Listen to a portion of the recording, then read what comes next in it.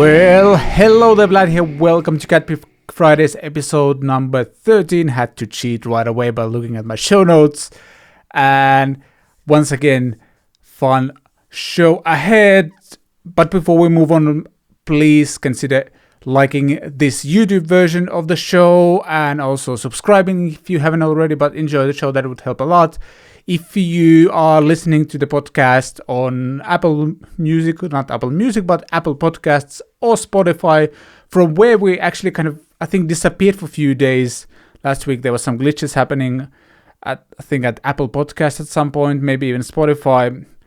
If you're listening there, please consider leaving a review there. That would help to push the show to new people as well. And yeah, lots of fun stuff in today's show. But first, we are once again joined by Richard Morgan. I didn't come up with any fun title for you this time. Hello, how are you doing? Good day. I'm fine. How are you? Good, I'm good. And we are not alone today, except we're not alone because there's two of us, but actually there's three of us because today we're joined by Eirik. I have no idea how to pronounce your last name. Hello. Hey, how are you? Give it a go, Vlad. How would you say my last name? Damn it. Storage, I don't know. I need to read storage. That is not even close, man. That is not even close. I'd go with storage. I like that the most. No. Okay. So how is it pronounced? It's Stordrange. I see. The way you Scandinavian guys talk, it always sounds like a question. Stordrange. Yeah, we always go up at the ending. Whereas I'd say Stordrange. Which is probably also wrong. Storage. Anyway, actually, sorry. Stor means big, and and drange, I'm not sure what that means, but stor, that means big. So something is big. I guess in the comments, maybe tell us what you think is big about Eirik, and we'll aggregate those for next time. That will be our whole Q&A section of the show next week. What's big? Is it A, his channel? B, his... Well, you guys tell us in the comments. As you can tell, we're off to a great start. Today we're going to, in the recent happening section, we're going to talk about an article published on Ultimate Guitar website called "Is Praise and Worship Music Driving Guitar Sales?" which is really interesting. They actually interview some people from Fender, for example, and how that section is driving both, I would say, maybe guitar and pedal design, but also they have Sweetwater has reps for praise and worship musicians and stuff like that. So that's interesting. There's some gear available by Jimi Hendrix on Reverb that we're going to check, and also there's been some issues with Reverb. One of the issues that's been happening, there's some information leak or data breach, something like that happening. So we're going to talk about that. Again, in the wrongly titled Vlad Files, we're going to talk about our favorite gigs we've seen. I probably need to rebrand that section to something else, but that's for another day.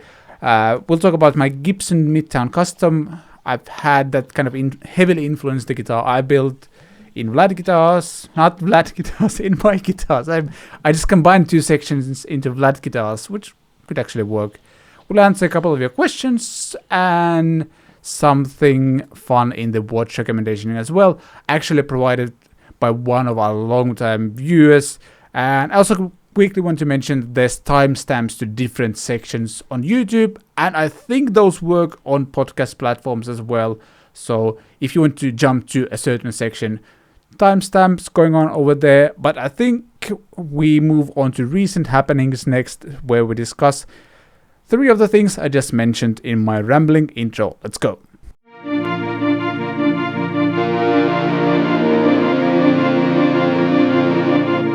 As I mentioned just a few seconds ago, there's an article on ultimateguitar.com called "Is Praise and Worship Music Driving Guitar Sales?" And this is actually kind of interesting read because, for example, I'm having to check, but I think something they mentioned is that like every sixth rep at Sweetwater is dedicated to praise and worship musicians in US. Obviously, this really depends on like where you live. In Finland, for example, the worship scene isn't that big that you could call it like an actual scene, I would say. But this was interesting. Did you guys check out the article? What do you think? Did you say 1 in every 6 Sweetwater employees is dedicated to praise and worship? I'm going to check that while you talk, just so that I don't like lie to people. But I think there was something like that. Yeah, wow. I'm going to check it. That's a huge number, because I remember when I went to Sweetwater for the Gear Fest in 2019, obviously all the sales guys were there, and there are hundreds of them. So if there are hundreds of employees and 1 in every 6 is dedicated to praise and worship, that's a lot of people who are doing that. Okay, I just checked. According to this article, that is indeed true. 1 of every 6 Sweetwater sales reps is assigned to worship markets, and apparently that worship market actually makes apparently like 30% of all the sales, so almost 600 million or out of like 1.5 to 2 billion sales are made up of gear that is used in churches for praise and worship music. I'm guessing this is just in US, maybe. I don't think this is worldwide, but that's insane. Yeah, that would be just for Sweetwater, yeah. Yeah. A question, why would you need like a different rep for worship music? Is it that different? Like, I didn't know anything about worship music before I started a YouTube channel, so that was like a big surprise to me. That was a thing, because in Norway we don't have that, or I know we have something, but not that much. But like, I'm just wondering, do you have to be like an expert on worship music to be like a rep at Sweetwater? You only need to recommend like 5 Strymon Big Skies for like and 7 timelines for like each pedal board. Is that the thing? I'm just wondering what the difference is between like a regular rep and a worship rep. Yeah, I gotta say, like, yeah, go ahead. No, I was gonna say, I reckon they probably choose reps who themselves are into the prayer and worship scene, and who kind of have that as part of their daily lives and can talk to the people in a more kind of authentic way, I guess. And I don't know, in some ways the worship YouTube scene seems to be a bit separate from the overall gear scene. You quite often, if you end up on a video, if you're searching for a Strymon or something, you're going to get one of those worship channels which is demoing it, and you'll see comments from people who are not part of the prayer and worship squad kind of criticizing it a bit occasionally, and you'll see people who are part of it really going for it and being positive about it. So I think that maybe it's like a distinct like niche, a massive niche, but still like a niche nonetheless. Yeah, it definitely seems to be like, not here in Finland, but and I'm speaking as someone who plays at churches, but unlike here in Finland, it seems to me at least that in US it's almost also like a music style, and maybe that's why you have like sales reps dedicated to that music style, because there's a lot of use of like ambient things and like low gain drives, and also seems like a lot of churches like to do a thing where like they mix live musicians with backing tracks, and a lot of times they want to control all of that with MIDI. And like, I'd say on average, a worship musician's pedal board is way bigger and more complicated than your average guy playing at a local pub or something. So maybe that's why they have their own dedicated sales reps, because it feels to me like it's a music style as well, not just like That's the fact that they're gathering at churches isn't the only common denominator. How do you pronounce it? Whatever the word was, starts on D. Denominator. Yes, exactly. Thank you. Yeah, I mean, that is possibly the case. So why do you think that is, though? Yeah, I don't know. Like somehow there's something that I've noticed is like a lot of churches struggle with like they don't have enough people to play to like have a big band every Sunday. But the thing is like still a lot of them still try to create that big band sound, and sometimes they try to do it with gear, sometimes they try to do it with backing tracks, and I don't know, seems like there's a certain culture thing going on, and I'm not 100% sure like why exactly that's happening. Like why do they all lean towards that one style? Because there's like very different kind of churches in US itself, from what I know at least. And yeah, I honestly honestly don't know. Though I have to mention like one of the reasons why the worship gear market is so big is that something that I mentioned in the article as well is like, unlike most of the bands out there, these guys have a gig every Sunday. That's a huge thing compared to like how much your average like garage rock and roll band gets to gig per year. So maybe that's the biggest difference in the Has end. that been like more stable through this year with COVID in church? Like, or have you been playing like every Sunday? No, but I mean in our church we're doing a service every 2 weeks, and we have several bands that can rotate. So my band has had 4 slots this year, and besides one that we did live as a trio, all of them have been pre-recorded because the restrictions in Finland have been pretty strict, and we don't want to break those. And we also want to keep people safe, obviously. So yeah. Yeah. This is not me poking fun, but do they sell those plexiglass cages for drummers at Sweetwater? Could be. It sounds like I'm poking fun, but I'm just curious on like, is that easy to find? How expensive is it? Like I thought it was funny like the first time I saw it, and I've been curious since. Yeah, I have to say I don't know. We don't use any those kind of things. You don't? No, because like all of the Finnish churches, or like most of them that are old, they're designed in a way where the room itself room acoustics are best for you to speak without any kind of microphone. And that like there's so much reverb going on that even if you would surround your drummer, like you would need to do like a dome around the drummer for it to work, which could look incredibly fun, but unfortunately nobody's doing that. So yeah, we're not doing that unfortunately at all. So I wouldn't know.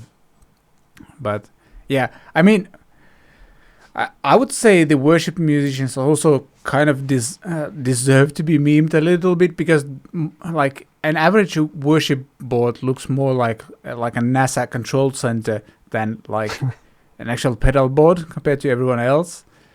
But yeah, as I mentioned, like it's a lot about like texturing, and there could be like 10 people in the band, and somebody's job is just to play like quarter note delays or something like that for the whole set. And yeah, maybe that's actually one of the things like why this scene is so big, is that like the bands are big because they want to have like a lot of people involved, because like when you are involved in that way, you'll probably involved in other church activities as well, because you get to be part of community, which is great, I think. But like I'd say on average, like the bands are also bigger than in some other cases might be. So maybe that's also one of the reasons why there's more like gear sales.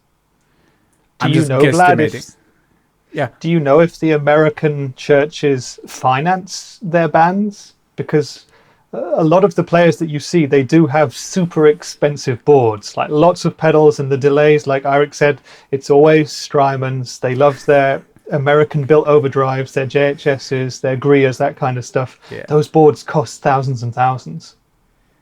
Yeah, I gotta say I have no idea about like the finance side of things there. Like I'm only looking at it from my perspective, which is some 1,000 miles away from Finland, and like their presence on YouTube and the stuff they're doing there. So yeah, I think actually, Rich, that I have heard from a couple of players that they've gotten at least some of the gear from the church. Yeah. But That would make sense. I have no idea if that's the norm. Yeah. Yeah, me neither. Though I have also seen like I was talking about the consistency thing, like having a big sound and stuff like that. There's also been few like videos we've laughed about with some of my friends where like there's a church musician who's kind of responsible for all the like organizing all the bands, for example, and so there's people who have like, let's say they have like a Helix LT, for example, and everybody who plays guitar in that church has to use that Helix LT with those pre-made patches he created. So there's like those extremes as well. Though I don't think that's that common, but yeah. I think actually the first meet that I have had with the worship community was when I did a demo way back when of the Bondi Effects sick ass overdrive, and I got an email from a player who wanted to get that for church playing, and he was super worried because of the name, because it's called sick ass, but it's like AS, not with like the double S. But he thought like it sounded like you were saying ass, and he didn't want to bring that into like the church. Luckily, we have someone who has we have someone who can share a story about this side of things as well. Is that me? Are you talking about me? Well, yes. Yeah. I have a story about that too. Yeah, when I was at Hughes and Kettner, we of course released the Black Spirit 200 amp, and we talked a lot about the name before the amp came out, and I was against Black Spirit 200, firstly because I thought it sounded like a metal amp, and secondly because I was thinking a little bit about, you know, hell and that kind of stuff. The Black Spirit, to me, it sounds really dark. But anyway, we went with it, and we did get quite a few emails and Facebook messages from people in the worship scene in America always saying, hey, I love the amp, but I could never ever buy a Black Spirit or take it into my church. And we even had a couple who said, have you considered doing something like an Angel or a White Spirit? And I was like, okay, but no, but really interesting story. And that is the reality of it. And the same with the sick ass. Yeah. Legitimate concern. I guess some gear people, some brands even build pedals and amps and guitars specifically for the worship scene. But I mean, we need to get someone from like a store or something to talk about this at some point, because this is really interesting. Like they mentioned Fender specifically in this article as well, and that I didn't actually know that there's a guy called is he Lincoln Brewster? He's basically like, he used to be a studio musician in US and then kind of turned into a worship musician. And yeah, he has his own signature Fender that I didn't know about. It's interesting. And I think what Eirik also mentioned, like, I think unlike other gigs, church gigs have been like going on even during the pandemic, depending on the, I guess, states in US and restrictions and stuff like that. But it does actually kind of apply to me as well. I've been playing with other people every now and then during the springtime, for example, even though like no gigs have been allowed over the past 4-5 months or so. Right. So, yeah. Interesting read. I'm going to put a link in the YouTube video description and in the show notes as well for podcast platforms if you want to check it out. Interesting stuff. What's also interesting are these not so affordable Jimi Hendrix owned guitars on Reverb.com.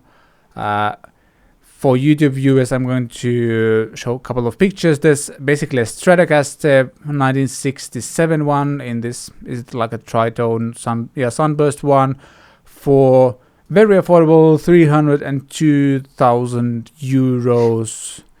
Then there's a very affordable Jimi Hendrix owned and played 1962 Fender Jazzmaster. Nice, 647,000 euros. Well, 648,000 euros. Just your average lunch money, I guess. And then there's also a Jimi Hendrix owned and used Marshall Super Lead 100. Nice, 300,000 euros. So yeah, who's buying what? Can we decide it right now? Who's getting which one? I think the Jazzmaster sold. Oh really? I probably didn't. It's not there anymore. No. So I think Eirik already got that one. So Yeah. I'll take the amp. I mean, if that is the amp that he used at Woodstock, then it's a legendary piece of equipment. But I guess nobody knows if it really is. Yeah. Can you verify these things? Like, is there a way to like make sure it is actually that? Well, the amps have very specific, like, low serial numbers from that point, and That's true. there is photographic evidence that he had that specific amp and these specific guitars at that certain period of time. So Yeah. whether or not they were used on specific gigs, because obviously with amps he would have had a backline and a bunch of different ones, I guess no one knows. It's still pretty cool though, and like it's Hendrix, isn't it? And Woodstock, it's one of the most iconic moments in rock and roll history. Yep. Like, if you could afford any of this, like fairly easy, would you be interested in getting it at all?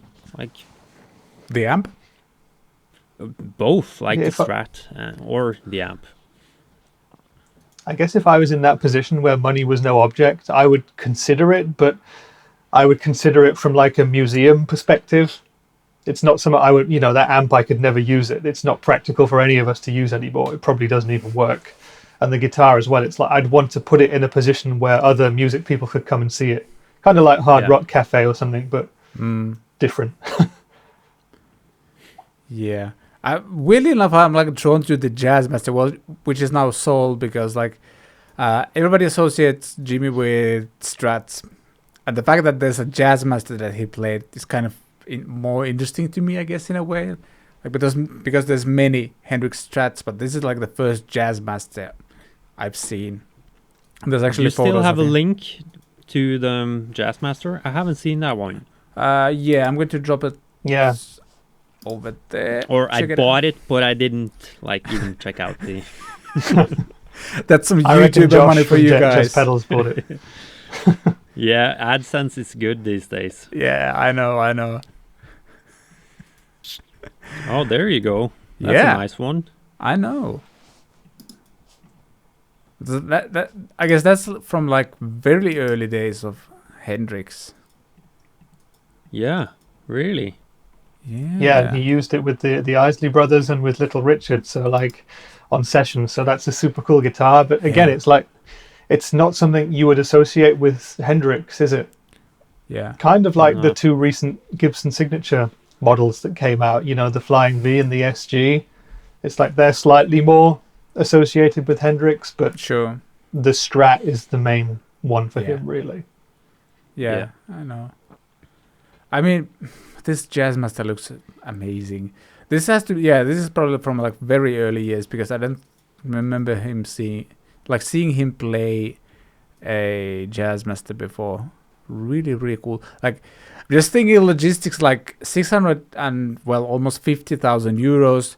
Then it says 3,500 euros for shipping, which was That's I mean, you have to ship it in something like super, super durable, but like probably something that kind of keeps the temperature even and stuff like that because you need to fly it over, I guess. I reckon that money is like the price of 2 first-class tickets, and some dude will bring it on the plane and have a separate seat for the guitar and all that stuff. probably. For Yeah. $3,500, you can do Where that. the- If you're where- paying 650,000 for a guitar, I think 3,000 for delivery that's a bargain, right? Yeah. Wait, are you saying people are not treating the guitars nicely on the planes? Yeah. Yeah, imagine you bought it and you check it in and you just see the guy down at the bottom with the bags just throwing this old Fender case into the bottom of the plane, and you're like, oh my god. Yeah, I remember, like, I think Tom Quayle posted on Facebook once, like, he could actually see his guitar being thrown onto the belt or whatever it was, like, oh man. Yeah, I saw that as well with a guitar of mine, and I filmed it. And the guy throwing it saw me filming it, and he was like staring at me for 5 minutes after that. He was not happy. I think I put that in a vlog many years ago. Yeah. Was the guitar okay? Yeah. It was in a good hard case, so nothing would have happened, but he like really threw it, so it didn't look good at all. Yeah. I can imagine. All right, so the third thing we want to talk about here was that Reverb, I don't know. It's been getting worse and worse to me, it feels like. I've never been like a heavy user of Reverb.com anyway. I think I have a few affiliate links there. I wasn't actually like, before shooting this episode, I tried to actually like search whether I've made more affiliate sales, but I wasn't even able to find that page anymore for some reason. I don't know if they killed that program or something, or maybe it's just hidden somewhere. But Reverb basically had some sort of breach, and a lot of people's contact information has been leaked. In the email, they say that we do not have a reason to believe that any of this information has been misused, nor do we believe that password or payment information were involved.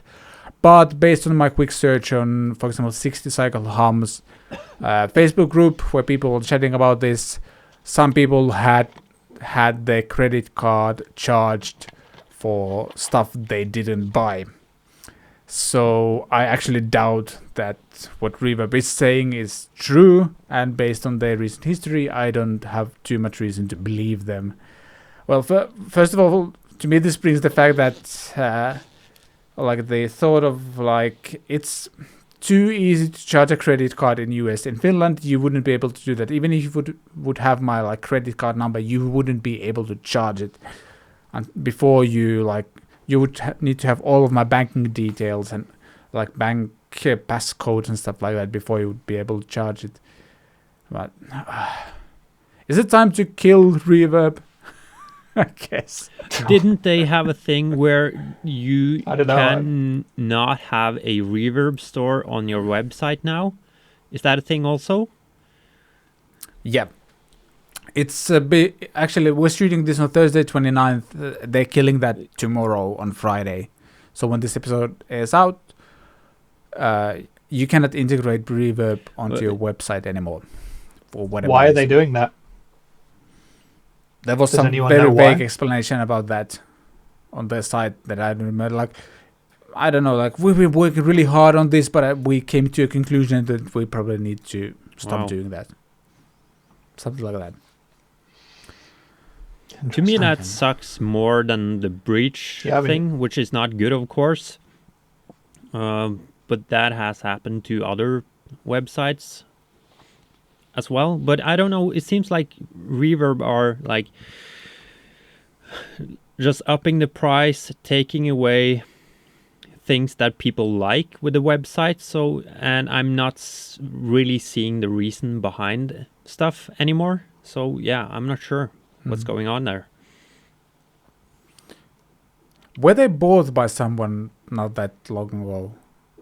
Yeah, they were bought by Etsy, which is one of the big like home arts and crafts site where people make things out of materials and home furnishings and pictures and art and stuff like that, and you can buy it online.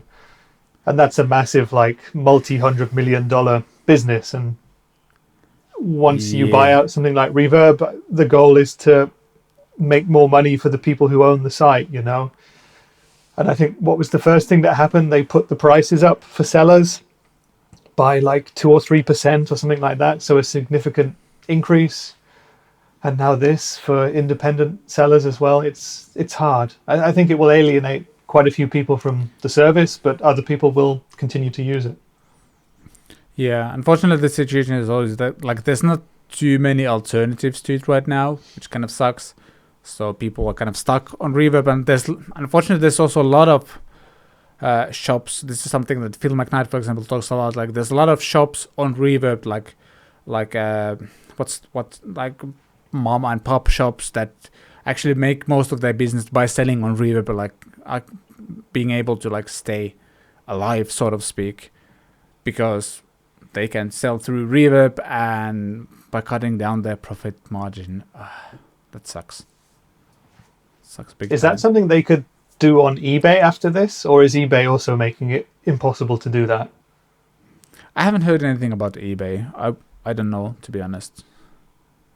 But I mean, like Reverb is more focused, which kind of helps, I guess. But Have you guys ever actually bought anything on Reverb?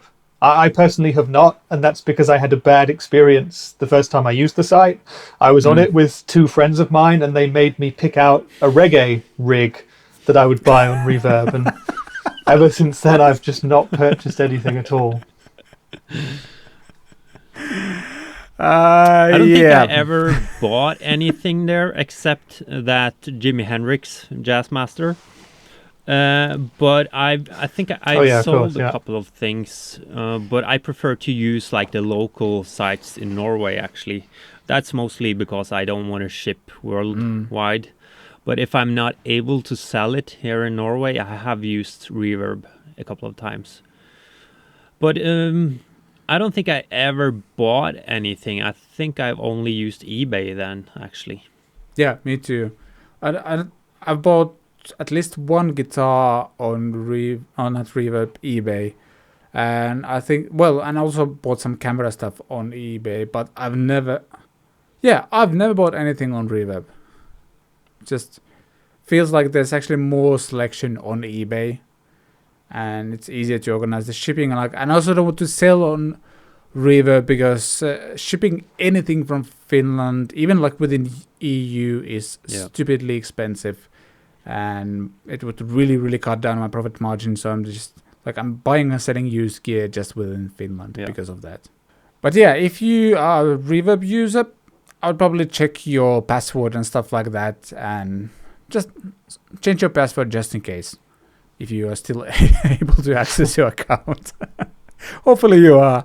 I think we should talk about our favorite gigs next, wouldn't you say?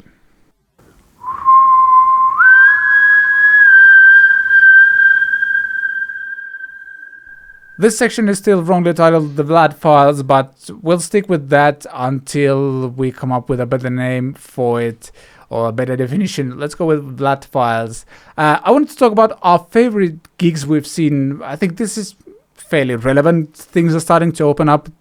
At least in Finland, they're talking about possibly doing some summer festivals in like maybe early August already, maybe late July.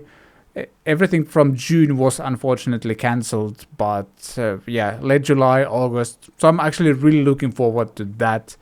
And yeah, I thought this would be a fun time to kind of go back and talk a bit about our favorite gigs we've seen. Who wants to go first? You start, Vlad. All right. The first one that came to my mind right away has to be U2 on what was the arena? Some arena in London. Wait, when you say U2, you don't mean me and Eirik, do you? You mean the band U2? Unfortunately, I haven't seen you playing together yet. I need to be able to see that. But yeah, U2 in London. I mean, maybe you have played on Twickenham Stadium. I think Richard played there with that reggae band. This couple of times. Yeah, exactly. I played my Hendrix own Jazzmaster, which I just sold on Reverb. Actually, it's an interesting story. All right, I'm starting to think we probably need to do part 2 of that thing, like create more silly rules and randomness for that show, and we do it sometime. But okay, where was I? Something about U2 and Twickenham Stadium. I'm gonna say that it was 2016, maybe. I think yes, probably And yeah, it was me and my wife. We were in London for like a summer trip, and part of that was that there was U2 was doing this the Joshua Tree tour, so they were playing the whole album plus some other songs as well, and that's my favorite U2 album, and I just really wanted to see the show. Managed to get the tickets barely. We were like in the nosebleeds somewhere at the back of the stadium, but it didn't matter because we got to see U2 live, and boy, oh boy, oh boy. As soon as that Where the Streets Have No Name intro started to play, I was like, yes, all of this money and time spent getting here was worth it, because they sounded freaking amazing. Like, they sound so huge. I can't believe how well Bono sings even after all of these years, and yeah, it was an epic show. 2016, you said? Maybe I might be wrong on my dates. Whenever they were doing the Joshua Tree tour. Cool. Like, yeah, I think it was like an anniversary for that album, 20-year anniversary maybe, something like that. 30? I don't know anymore. Some anniversary basically.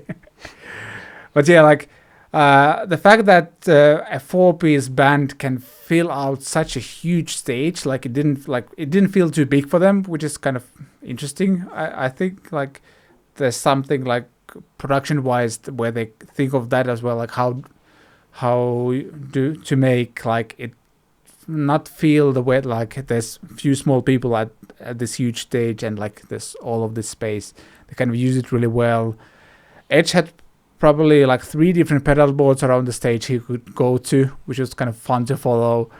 And yeah, easily the most epic show I've seen, and I still remember it fondly. I might have some clips from the show as well, and you could like I'll insert a clip on the YouTube side of things so you can see like how far we were from the actual stage. But it didn't matter, it was still so much fun. And now's your time to ask me questions about it if you want to. I didn't know you were a U2 fan.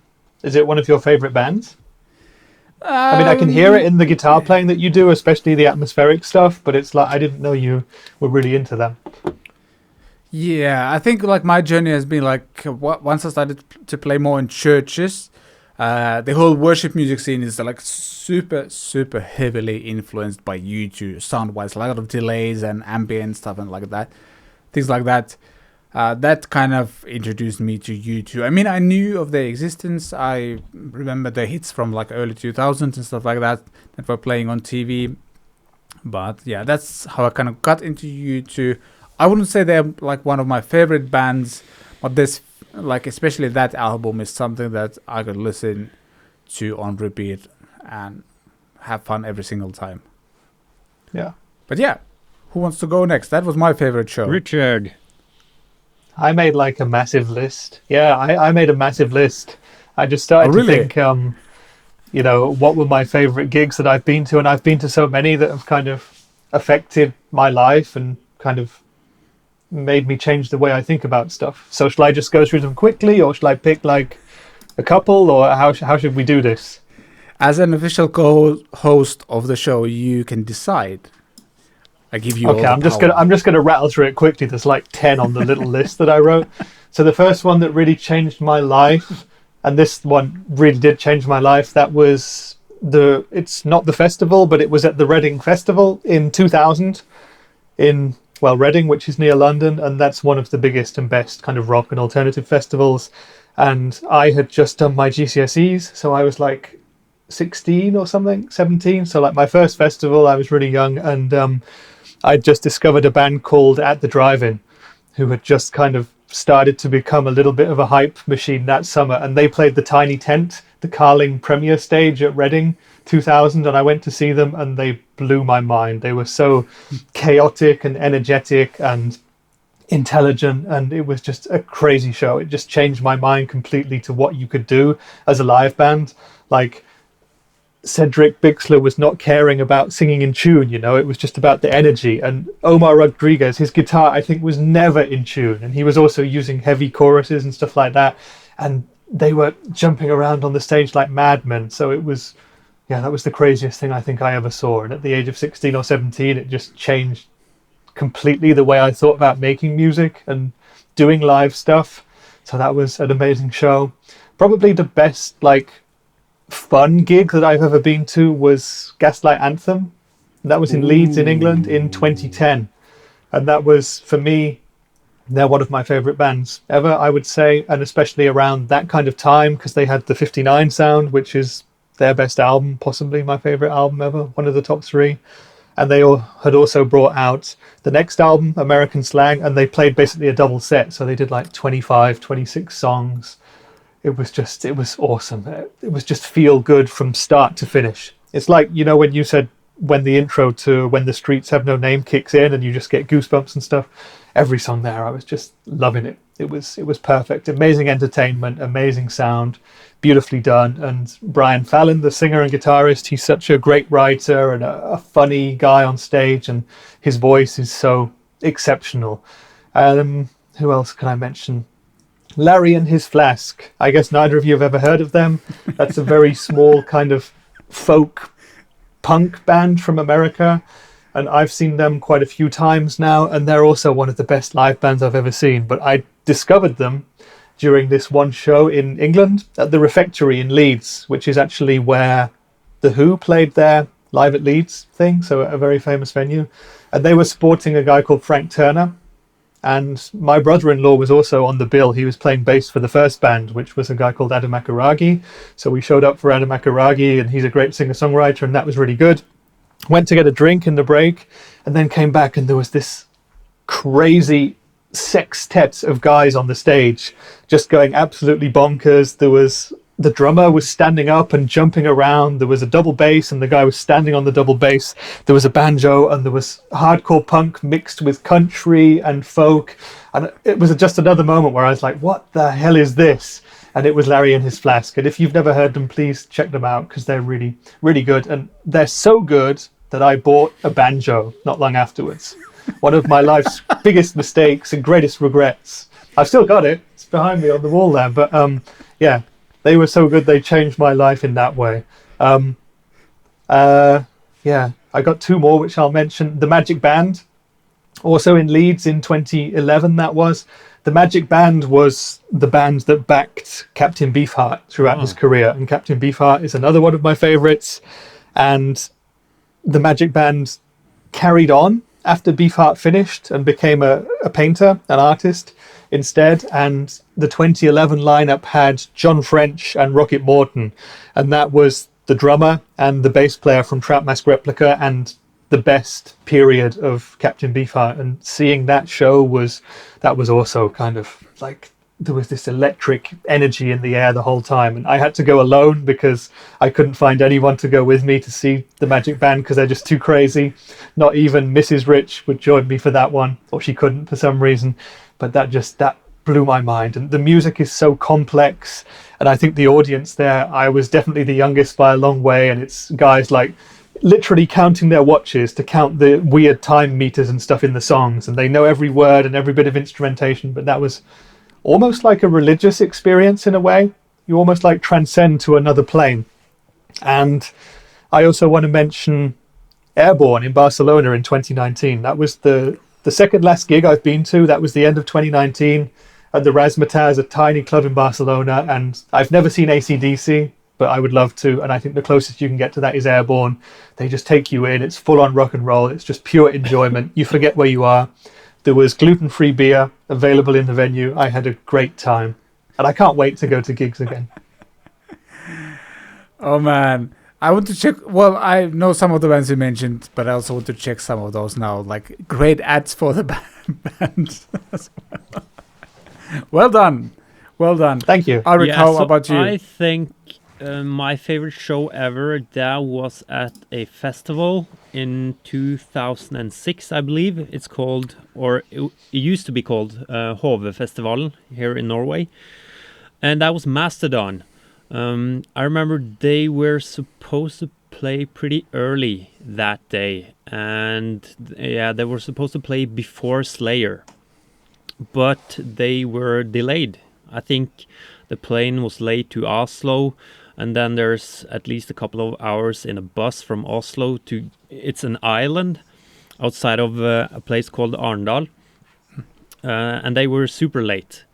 So I think at the end of the day, we almost gave up. Like, we were sitting and watching a band that was playing forever. We didn't like them, and there was always people saying that I think Mastodon is coming right now. And that never happened, or it did happen at the end. And they came, and I think our expectations were so low because we sort of gave up. And it was so funny because they knew, of course, that they were late, so they just came, and I think they did their own sound check, and they were just like waving to everybody and saying, sorry, we're late, and it was so chill, sort of. And then they just blew us away. It was insanely good. And they also got moved from like the biggest stage to the smallest one, which was good because of the sound and the atmosphere. Yeah, it was just insanely good. So yeah, Mastodon at Hovefestivalen in 06, I believe. Ooh, Yeah, so That would have been amazing because that was Yeah. their like best period in my opinion as well. This should be another segment for a future episode, Vlad. The best bands that you've never seen live but wanted to, Oh, because absolutely. for me personally, Mastodon is definitely right up on that list of bands I wish I had seen but And- haven't yet. Yeah, I've actually been fortunate to see Mastodon here in my area once, but there were this small club which feels like they always have pretty bad sound there. Like, I've seen Mastodon there, I've seen Devin Townsend there. Like, it's really difficult to tell what's going on. Like, it's just bad audio, and it's weird because it's like one of the famous kind of rock clubs in Finland, but the audio was always bad. And like Mastodon, the energy on the stage was amazing, but like it was very difficult to tell what's going on. Like, you could barely tell what songs where they were playing. So fortunately, that experience was a little bit like, could have been better. Let's put it that way. Can I add another band on my list, which like one of those that completely surprised me? That was Opeth, Swedish, this prog something band. At that time, they were still more like known for like they could go from like very jazzy thing into like full blast black metal, and seeing them on a huge stage again here on a summer festival, that was cool because their dynamic range, like their music's dynamic range is so incredible, from like really soft like jazzy type of thing to full blast thing. And they're super experienced guys. They do really know what they're doing. Just the sheer dynamics and everything of their show were like something that I still remember, even though it was in 2011, I think. So like 9 years ago, I still remember the feeling of like when they went on full blast for the first time, and me and my friend were like, whoa. So this is Opeth. Cool. Let's jump to the random positive thing next, because we want to talk about you Yeah. next. That is amazing. Yay. Yeah, I'll wait for Eirik to be back on the camera. Sorry. It's got to go. I'm so living this in. Yeah, the random positive of the week is the fact that Eirik is alive, I guess. That is not too dramatic, but as you mentioned on your YouTube channel, you got COVID and it hit you pretty bad, I guess. Yeah, I'm not really sure how bad it hit me. It was definitely worse than with my wife. She got it very mild, luckily. So for me, it was worse than that. But still, I would say that I've had like worse flus before. Oh, okay. Which isn't to say that this wasn't bad. I think it was bad mostly because it was. It took so long to get better. Like, I had like a pretty high fever for like 9 days or something. and that was pretty exhausting. Like Sure. at first, when I got COVID, I was sort of like thinking that, okay, it's good that I just finally caught it because I'm not able to get a vaccine until maybe end of summer. So I thought, yeah, if I get it now, I'm done with it. But after having it for like over a week, I was starting to regret saying that, and I thought I wish I never got this. And still, like, even though I feel a lot better, of course, I'm done with like the active part of having COVID. I'm still pretty exhausted, and everything is moving a bit slower than it usually does. So I would suggest to everyone that you try to stay away from getting COVID if you can, which I guess most people are doing anyways. Yeah, I can imagine. Like, well, this is something we were talking about. Like, it's also like, it seems to hit different people very differently. Like, some go through it without almost any symptoms. We were talking like earlier today. We were chatting about. I was mentioning like this NBA player, and well, I follow NBA pretty close. And there's a guy who's like 23 or maybe even younger. He's in incredible shape, and he got COVID. He wasn't like out because of the COVID for that long, but he still has like he's 3 months later. He still like has trouble breathing properly, so he has to use like an inhaler to be able to play properly. Like like the kind of effects after you've actually gotten better seems to be like that could be also a thing. Like even though you might think, oh, I'm going to get it and then I'm done with it, like it might affect you for the next several months apparently as well. Yeah, which apparently isn't very uncommon when it comes to like any virus infection. Sure. I think it has been talked about a lot with COVID that it's not very common. But apparently it is. So you just need to sort of like stay calm, don't stress about it, and you need to exercise to get up to the same level as you used to be on. So yeah, that's what I'm trying to do basically, not to be stressed out about it, because it's definitely weird feeling so low in energy, like even though the illness is gone apparently. Yeah. Do you still have to stay isolated from other people? Like, what's like? How's it in Norway? Like, do you still need? Is there still an X amount of days before you can go grocery shopping, for example, or something like that? Yeah, I'm out of that. So I couldn't have gone to my studio here without being out of isolation, because then it's strictly in your house. Yep. But I believe it's like 10 days from you get symptoms, and then you need to be symptom free and fever free for at least 24 hours. Then they are pretty sure that you are not able to bring the illness to anyone else. Okay, I see. Yeah.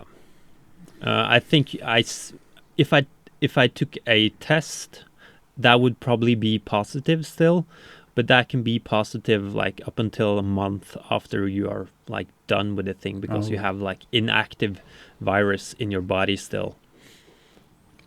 So I think that was a problem actually in the beginning, that they wouldn't let people get out of isolation and quarantine because they still had positive tests. But then then they saw that some people took like 2 months with positive tests still, and they felt fine. So that's a thing apparently that they have changed in most countries. And now you've had COVID. Does that affect you getting the vaccine later on? Will you get a vaccine, or will you be pushed back, or anything like that? Well, I'm not sure if I'm getting pushed back yet. I don't think I will, but I know that most likely I will just get one shot of like whatever vaccine they end up using with me. I think it would probably be the Pfizer or the Moderna that I will get, and I'm pretty sure that I will just get one shot. And I think I don't think I will be pushed back. The only thing is that you need to be like done with the illness before you get the shot. So you can't have a fever or like very active symptoms when you get the shot. So you can basically have it a couple of weeks after you're done with having COVID, basically. Interesting. Yeah, I think we in Finland, like the plan is to have everyone should have their first shot by the end of June or July, either of those. So it's not too long before I hopefully get mine as well. So things are somewhat progressing here in Finland. Maybe that's why they think they could actually have summer festivals in like August or something. Yeah, I'm not seeing that happening in Norway. I think I saw yesterday that like the biggest festival, they're assuming that they are canceling. I see. Yeah, and that's, I believe that's in August, yeah.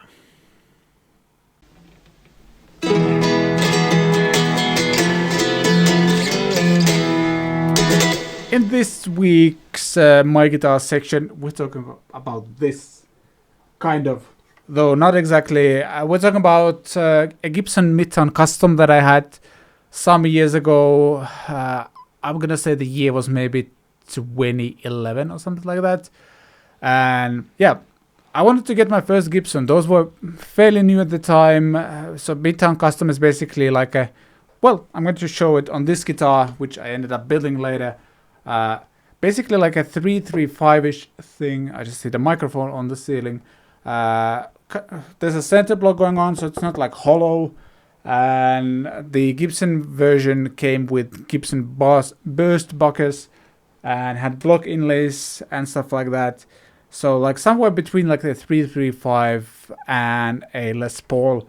And I really, really wanted to try one out. Got to try one out at a local store, and it had some really serious binding issues going on with that one. Like the binding was like a half centimeter higher than the actual top of that guitar, so I didn't end up buying that one. And I think I ordered mine from a store that had like a good return policy, stuff like that, because of that. And yeah, I really like that guitar. My whole room smelled like, do you know what they're putting into those Gibson cases? Is it like a vanilla scent or something? It's like mixture of like nitro lacquer they use on the guitars, but also they add some scent. And I think my whole room smelled like vanilla or something, like very non-manly. Let's put it that way. Eirik, you've had Gibson guitars. Do yours smell like vanilla or something?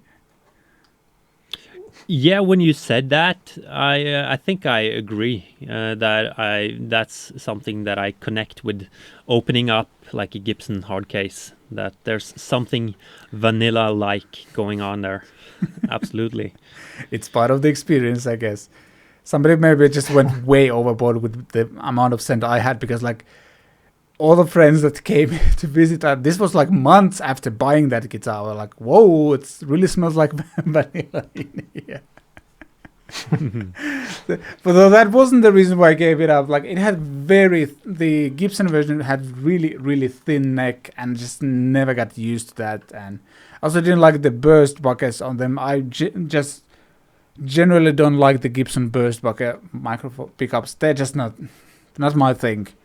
They feels to me like when you swap something else on those guitars. I did the same pickup swap on a Les Paul I had as well, which we'll actually talk about next week, and it just made it sound so much better.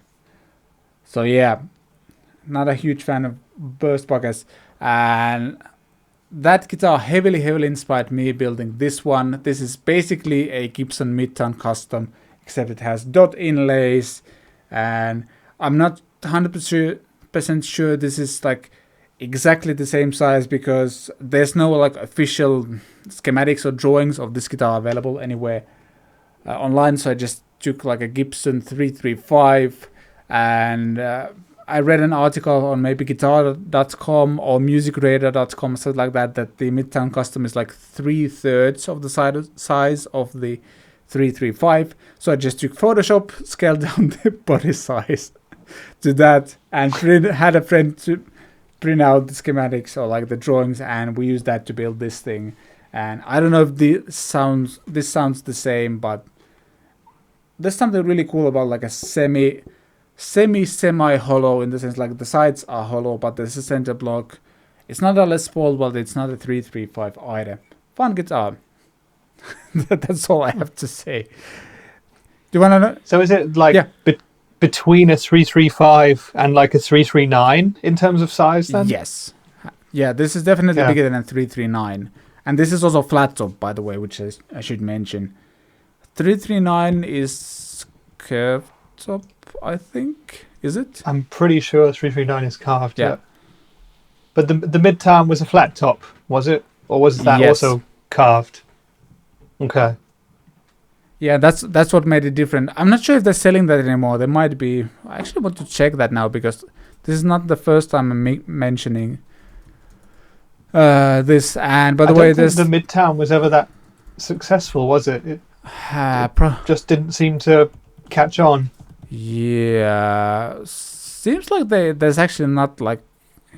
Yeah, I'm usually getting like Thomann links for this, but like something also need to mention, like Gibson had both Midtown and then there's the Midtown Custom. The Midtown had P90 pickups, I think. In it. Yeah, it seems like it's actually been discontinued, and there's just some guitars going on Reverb, for example, for very high prices actually. What? Somebody's asking 1,900 euros for it. And that thing was like 1,200 when it came out. What? I guess it's a collectible item now. Too bad I sold it. I would have already made like 700 euros, it seems. Oh, wow. By just smelling that vanilla for a few more years. Actually, like, Eirik, one of the first videos I remember seeing from you were you playing like Mastodon riffs on a 335. I think you have a black 335, right? Yeah, I still have that one. So yeah, I used that on whenever I did something like metal. That was the only guitar that I had with humbuckers, so that's probably why. And I think I've seen like around that time I've seen some Norwegian bands, and they played like 335s exclusively and playing metal. So I was sort of like into doing that because it was sort of like wrong to do, but it worked. But yeah, I still have that guitar. It's not great. It looks good. I've always just struggled a bit with the pickups in that one. I have some like custom ones in there now, and I think I like them better. I think it came with 57 Classics. Is that a Gibson pickup? I think so. Yeah. Yeah. So I like the ones that I have now, but I might try some other ones as well. It sounds a bit like cardboard for some weird reason, that guitar. But it looks good. Rich, I think you have a semi-hollow guitar as well. Am I right? Yeah, I've never owned a Gibson guitar, but I have an Ibanez AS73. You know what? Shall I get it? Yeah, please do. It's behind me here. And Vlad, you would know this guitar. Maybe even this exact guitar, because we both first came across it when we were at Hughes and Kettner for the SpiritCon week. I don't know if this is the exact instrument that we had there, but yeah, this is maybe 2016, 2017, an Ibanez, kind of semi-affordable. Very beautiful. Yeah. Their take on a 335, I guess. It's a pretty chunky body. I think it's completely hollow. No, there's a block in the middle. It's semi-hollow. 2 Ibanez humbuckers, Ibanez fittings, Ibanez hardware. It's a very nice guitar. I've done a video on it, but it kind of feels like there's just something missing with it for me. Like, I really like it, but it doesn't inspire me to do any one single thing amazingly well. So I feel like I could maybe change the pickups out, or maybe just swap it for like a 339 or a 335 and just try it out. I'm really not sure. I don't have much experience with semi-hollows or hollow bodies, but Yeah. it looks nice, doesn't it? I love that. Azure blue gradation is the name of the finish, and it's just really, really, really beautiful. It's nice. Cool. I do have a pickup company recommendation for both of you guys if you want to try them out, but I don't want to. Well, I guess I can also mention like I've been putting Sheptone pickups on all of my like more vintage sounding guitars because I feel those have been like when I think about like a Les Paul sound or like a 335 sound or a Tele sound, I have like my Tele also has those pickups on them.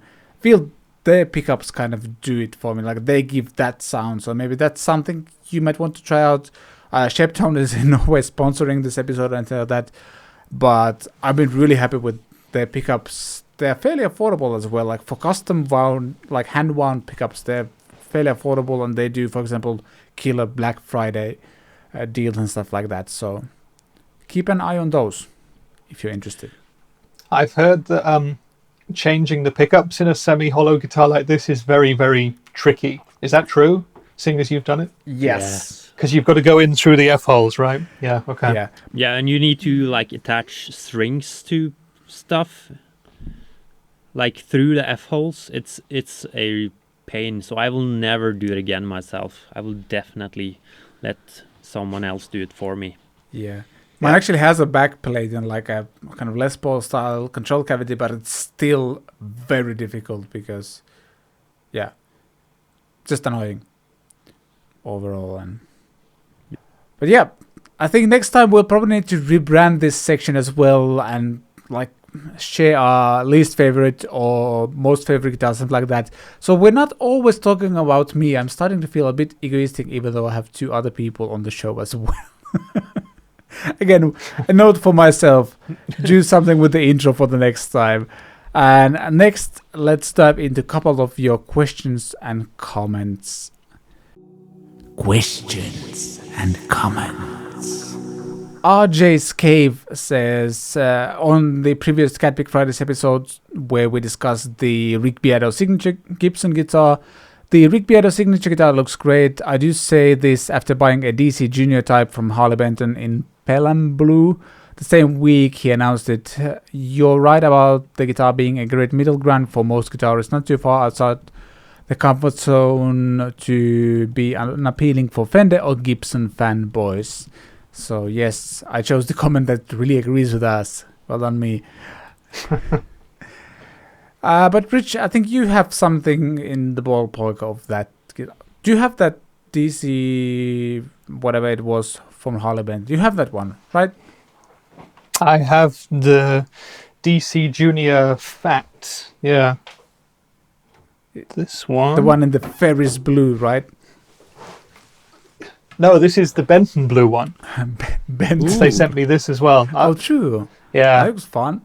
So this is a DC. It's exactly the same as the Ferris blue one, but it has white hardware on it. And the color is slightly different. I'm sending this back soon. I don't get to keep it, but yeah. Anyway, so it's effectively a Les Paul Junior DC, and this one has one stacked P90 pickup in it. And the Beato one, I guess, is similar, but you've got two P90s and four controls along with a three-way switch, right? Yeah. So that should be an extremely versatile guitar. Yeah. I did try to ask actually, Eirik, let's start with you. What do you think about Rick Beato getting a signature guitar? Because I got mixed responses from people, both on YouTube and on Instagram. Well, I think he deserves it. I definitely think it's a weird thing how things have changed. Like internet people getting signature guitars. But I mean, he's reaching a lot of people. He's also doing it for charity. So, and I like the guitar. I think it looks cool. So I can't really say that I have anything against it. Is it weird? Yes. I think it's of course cooler when a like rock god is getting a signature guitar. Sure. Not that I have anything against Rick Beato at all, but yeah, it's different times. That's like, I don't know, I think this is maybe a thing that you guys discussed last week as well. Yep. And actually, like, this is something Rich and I touched on as well, was like somebody commented on my Instagram post saying exactly that, like, Rick Beato is a good player and everything, but like, as we discussed with Rich, like, he doesn't really have like a sound or anything like that. Like, he's not known for like a specific sound or specific style of music even. And this person thought like maybe like, yeah, because he associates like, let's say, SGs with Black Sabbath or Steve Vai with Ibanez and stuff like that, but like Rick Beato isn't like associated with any of those things, I guess. I mean, he's a good YouTuber, but yeah, I can see like that point as well, I think. Yeah, maybe I would think different of it if I didn't do YouTube myself. And I'm not saying this because I think me or any of my colleagues deserves a signature guitar, but he's reaching a lot of people. Yeah. And I'm guessing that's what Gibson are interested in these days. Yeah. Yep. What would you guys do if you were approached by one of the companies that you worked with and they said, hey, we'd like to do a Vlad or an Eirik signature model? Would you say yes? Would you be honored, or would you turn it down? I have had like stuff like that, similar stuff like that happen to me with pedals. And then I have declined because it wasn't right for me. I'm not sure with a guitar. That would definitely be cool. I'm not really sure if I was able to carry that. Like, I now have a signature guitar. Like, Rick Beato is a lot bigger than me, so he can do that. But I would kind of feel a bit embarrassed if I got a signature guitar, like trying to push that on people. Like, but I would be honored, of course. I don't know. What do you think, Vlad? That's a good question, because I guess to me it would come down to what would be the price of the guitar, like what we're aiming for in that sense, and also like whether I could bring something into the market that isn't already there. I guess like if I could come up with an interesting signature guitar that would be different, like it wouldn't be like a Tele or a Strat or Les Paul with just my name slapped on it, but if it could be something else, like, yeah, I would think a lot about it before saying no, yes or no to that. I'd be honored, obviously, but yeah, not sure to be to be honest.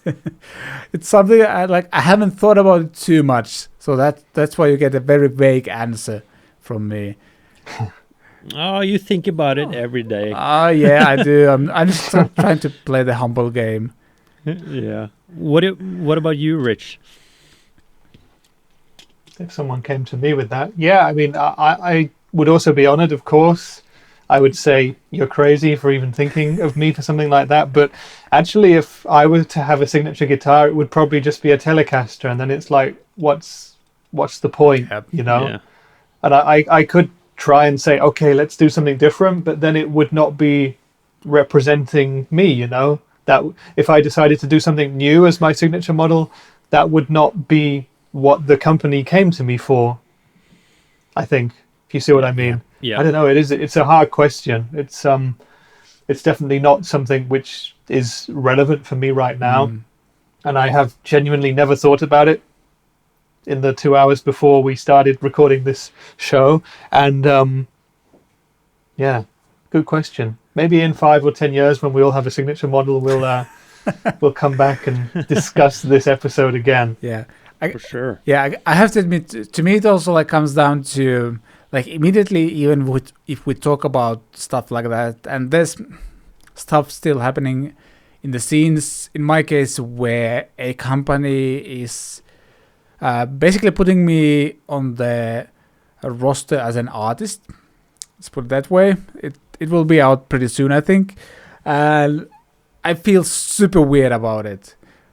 I've like all of my insecurities as musician kick in right away because like I'm a small channel who does like stuff on YouTube. I can play my basic country chords just fine, but that's where I feel it ends. And yeah, I don't know. I would there would be so much to think of if somebody would actually offer me a signature guitar. Yeah. Feels really, really weird. 8233 Eirik comments on a new Horseman review video. You talk far too much. This is a really terrible review. Thanks. That's mean. Why are you so mean? Did you reply? I think I just replied with ha ha ha because I actually laughed. It made me like I should have thanked the person because it made me happy. It was such a fun comment. Yeah. Rich, Well, as a new YouTuber, have you started getting those comments? no, there's not enough people watching my videos for me to get any hate comments yet. I'll consider myself worthy of a signature instrument by the time I get to a level where people start trolling me on my own videos. It's going to take a while before that happens, I guess. We can help you with that. Yeah, if you want, go for it. More comments is always good for the algorithm. Eirik, your That's channel true. is like the largest of the three here. Is that something you get more? And do you notice that, like, you know, the more people you get, the more trolls you get? Yeah, so like the biggest change there was like before when I did pedal demos, I basically just filmed my guitar and the pedal. You couldn't even see me. When I started to include like my head, that's when I started to get hate comments. And then I started to like gradually talk more. And of course, then you're like asking for it. But it goes in, I would say that it goes in waves. It's been fairly okay for a while now, but all of a sudden it's just mayhem again.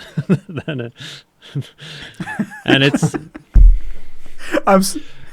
Go ahead. it's also very like up and down how I handle it. Most of the time I'm fine, like I don't care, but I guess sometimes, especially if I've been working for like a week or 2 weeks on a video and you really feel that you're not offending anyone, like everything is just feel good, and then you get hate, that really pisses me off. And yeah. Yeah, I feel that.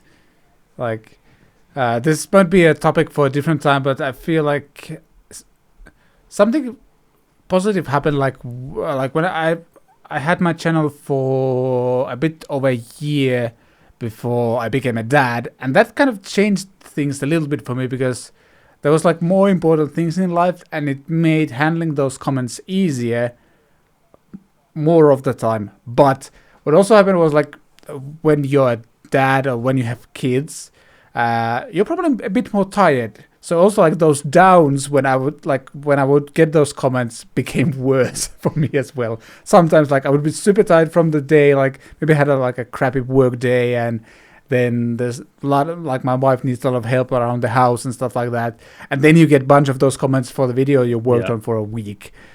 Yeah, I feel those downs also got a little bit worse after that. Though on average, comments like this, I feel, are not as bad. I feel like the best way to reply to those comments is when I have the energy to do that. It's just to say, well, sorry, this video didn't work out for you. Hope you enjoy my next one. And when you are being polite back, they often feel bad for saying bad stuff to you. And then they come back and they apologize and stuff. So I found that to be the best tip. Way to reply. But I don't always have the energy to do that. Sometimes I get really pissed off, and then I'm not being polite back. I have been like censored by YouTube a couple of times when I have been writing back to those comments. So yeah, it's not always nice. Yeah, I can imagine. Again, more episode ideas. The most awful comments we've gotten or something like that. I don't know. That could get dark really fast. But yeah. All right, I think we talked about commenting enough for this episode. We'll probably do more in the future. Let's jump to the weekend watch next and wrap up the show after that. Watch it. Video. It's not like you have anything else to do. This week's weekend watch recommendation comes from a very good friend of all of our channels, Poo Ninja, and it's called Heavy Metal Hitchhiker. Banger TV, I think they're very kind of metal focused YouTube channel. They have this series about a guy whose dad, I guess, was like a famous roadie. I'm not spoiling too much because I think I've watched the first 3 episodes and actually quite enjoyed them. His dad was a famous roadie, and this guy is now working on a gas station somewhere, and somebody comes to his gas station, forgets a guitar there, and then he has to take the guitar back to that guy, and he doesn't have a car, so he starts to hitchhike. You can see where the name comes from. This was like, based on the few first episodes, pretty well produced show. It's kind of cool to see stuff like this happen on YouTube nowadays. Yeah, I've only seen like the first episode, and that was fun. Do you know how many episodes it will be like at the end? I'm seeing 4 right now, but I think 5. I'm not sure if the whole series is out just yet. Let me check the full playlist. There's 5 episodes out right now, so I don't know how many episodes this is going to be. Yeah, it kind of reminded me of one of my favorite movies, Tenacious D, The Pick of Destiny, which is yes, it is one of the best movies ever, and I stand by that. Have you guys seen that one? It's good. Yeah. No, I haven't. I'm sorry. You have some homework to do. Yeah, I do, clearly. Yeah. Tenacious D are amazing. They're just... the whole... I don't know, Jack Black keeps surprising me because I think I knew him from like all these rom-coms he was doing at the time, like back in the days. And then suddenly, he has this amazing voice, and they do this comedy duo thing and all the heavy metal cliches and stuff like that. There's actually something that I probably need to throw into next week's Weekend Watch. There's an interview of him with Dave Grohl, and they talk about all the singing stuff and like how he found how Jack Black found his voice and stuff like that. Cool. So, yeah, I need to throw that into next week's Weekend Watch because that thing is amazing. And yeah, Rich, I'm guessing you weren't like the biggest fan of the show. I don't know, maybe you were. I'm going to give it more of a try. Seeing as you guys both like it, we all have a similar sort of sense of humor. And if Poo Ninja recommends it, it must be good. There must be something to it. So I'm going to try and watch it this weekend. Yeah, sounds good. All right, I think it's time to wrap up this week's CatPick Fridays. Thank you everyone for watching and listening. And as I mentioned earlier, if you enjoy the show, please consider liking it, hitting the subscribe button if you haven't already, and if you're on podcast platforms, please consider giving us a review as well. That will bump us in the algorithms and stuff like that, so more people will be able to find us, and growing this whole thing will help us to, well, basically keep it rolling.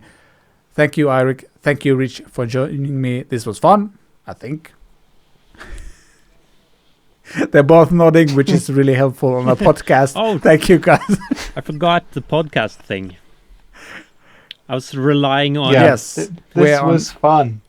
Yes. visuals. Well, we did unfortunately rely on visuals a little bit, so sorry for that for those who are listening.